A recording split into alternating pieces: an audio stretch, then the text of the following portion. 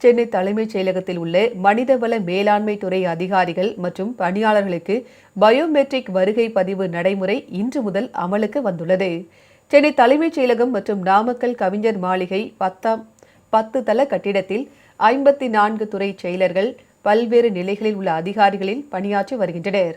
இந்த அலுவலகங்களுக்கான பணி நேரம் காலை 10 மணி முதல் மாலை 5:45 வரையும், உணவு இடைவேளை அரை மணி நேரமாகவும் உள்ளது. இந்நிலையில் மனிதவள மேலாண்மை துறையில் வருகை பதிவுக்காக பயோமெட்ரிக் மற்றும் முகம் கண்டு அறியும் தொடுதிரை இயந்திரம் நிறுவப்பட்டுள்ளது.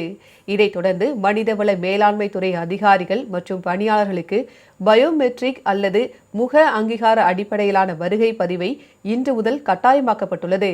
இதைத் தொடர்ந்து மற்ற துறைகளுக்கும் விரைவில் இதே முறை வருகை பதிவேடு திட்டத்தை விரிவுபடுத்த அரசு திட்டமிடப்பட்டுள்ளது. கடந்த ஆட்சியில் பயோமெட்ரிக் முறை அமல்படுத்தப்பட்டு தலைமைச் செயலக பணியாளர் சங்கம் கடும் எதிர்ப்பு தெரிவித்ததால் அந்த உத்தரவு திரும்ப பெறப்பட்டது குறிப்பிடத்தக்கது.